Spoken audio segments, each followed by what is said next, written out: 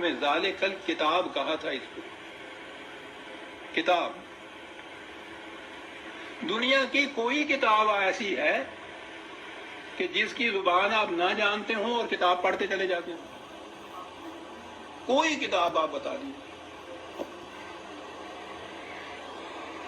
زبان نہ جاننا تو ایک طرف، فرض کرو زبان جانتے بھی ہوں اور وہ کتاب کی زبان ذرا مشکل ہو تو آپ ایک آدھ صفحہ پڑھ کے کہہ دیتے ہیں کہ نہیں سب میری سمجھ میں نہیں آتی. آپ کتاب پڑھتے ہیں تاکہ سمجھ لیں اس کو. خدا نے بار بار کہا ہے کہ ہم نے اس کو لسان عربی مبین میں واضح طور پر اس کو بیان کیا، لعلکم تعقلون، تاکہ تم سمجھ سکو.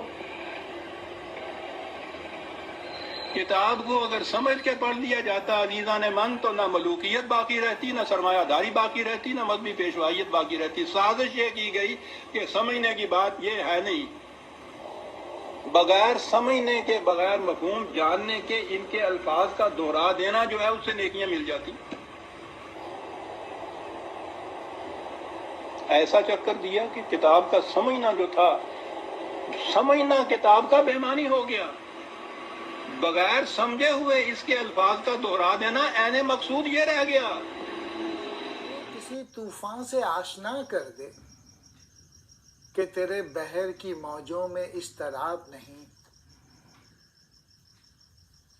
تجھے کتاب سے ممکن نہیں فراخ کہ تو کتاب خواں ہے مگر صاحب کتاب نہیں. میری دعا ہے کہ اللہ تعالیٰ تمہیں کسی طوفان سے آشنا کر دے، یعنی کوئی تمہیں جذبہ مل جائے، کوئی پیشن مل جائے، کوئی فوکس مل جائے. کیونکہ میں نے تم لوگوں کے اندر اضطراب نہیں دیکھا، کوئی پیشن نہیں دیکھا، کوئی جذبے نہیں دیکھ پا رہا ہوں.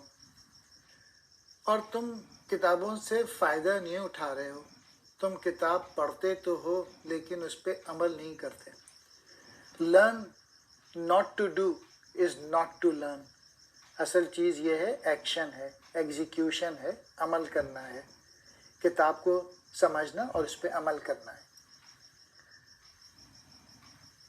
آشنا کہتے ہیں واقع.